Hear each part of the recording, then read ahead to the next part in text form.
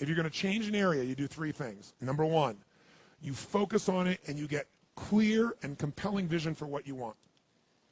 If your body's not where you want it to be, I tell you there's one simple reason. It's not your focus. No, I focus on it. I focus all the time on how fat I am. No.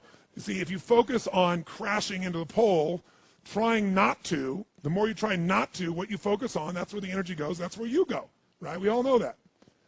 But what people tend to do is, I'm saying focusing on what you want, not what you don't want. And not only just focusing on what you want, where you focus and say, well, I'd like to be strong, I'd like to be energetic, I'd like to be fit. It's focusing and making it compelling. If your only reason you're focusing on it is like, well, I need to lose some weight because I feel fat, versus I want the energy to burn because with that I'll have more passion, more aliveness, I'll be able to impact my children. I'll be able to, I'll be able to take the business to another level. I'll be able to have fun where I'm stressed out and tired. I'll have creativity flowing through me. You can't just focus on it. You got to create a clear and compelling future in that area that will pull you towards it so you're not trying to push yourself. If there's an area you're not improving in, think of 3 pillars, if you would. Pillar 1 is get focused and clear. What's compelling? Where are you? Really? And don't lie.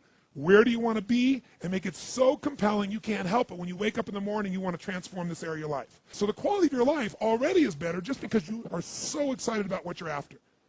When you do that with your body or your emotions or your finances or time or any other area and you start focusing and you're clear, you're going to have energy. You're going to have drive. You're going to start to do something. How do you make sure what you do really works? You need the second pillar. And think of this as 3 pillars. Because, 2-legged stool is going to fall over. 1 leg, you can't sustain. Second pillar, you got to get the best. When I say get the best tools. Get the best map. Get the best mentor. What I'm looking for is, it's wonderful that you're focused and clear and excited, but if you're running east looking for a sunset, you got a problem.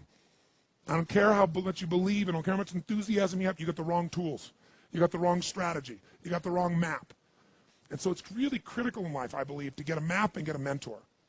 Because the map very often changes, and the best mentor, somebody who's the best at what they do, they know the shortcuts, don't they?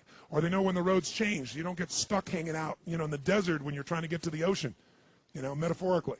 So I've always focused on not just finding somebody good, but who's the best at it, who's got the best tools. Think of that first pillar as a target. You're crystal clear in the target. And now you got the toolbox, man. You got the best tools, not rinky-dink tools, the very best. And the way to get the best, by the way, that I've done it is model someone who's already successful. All the tools I come up with, some I've obviously created, but the foundation came by standing on the shoulders of other giants. I went out and found somebody that's already got the result. Why reinvent the wheel? Success leaves clues. Find the best, figure out what they're doing, do that. Alter it, find your view of it, but start with what already is working rather than starting from scratch and trial and error. But if you've got that focus, the target, and you got the toolbox, and you're still not getting what you want, it's because you got inner conflicts. That's the third pillar. You've got to resolve your inner conflicts. Because as I try to explain to you, 80% of success in anything is your psychology and 20% is the mechanics. So those inner conflicts are when you take 2 steps forward and you pull 3 steps back. Right? When you say, boy, I'm totally committed to this, but you don't follow through. This is my expertise, the why guy part. Why? Why do you keep saying you want this? You have crystal clarity and you have the tools and you're still not getting it, there's a conflict in you.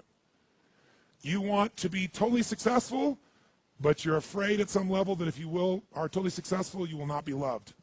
You'll be rejected. You want to be in a position where you have total free time and you want to build a billion-dollar enterprise. These are conflicts. You really, truly know you got the tools and talents to make this happen, but a part of you doesn't think you deserve to succeed because it's something you did at some point in your life or something you made up. Or you think making money or being successful economically is not spiritual. And you're committed to being spiritual, and yet the other part of you, it's the inner conflicts between fighting parts. So what do we do in this third pillar? Think of it as a vault we got to unlock.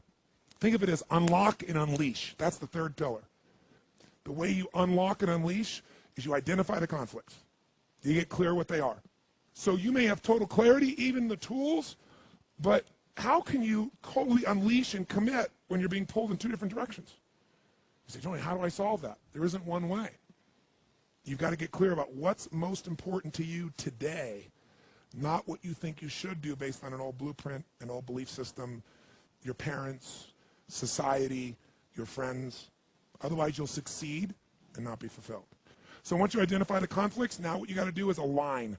Align your life with what you really value. Align your life with what is most important to you. And then once you are in a position where you're aligned, guess what you'll do? Take action. You won't even have to work at it.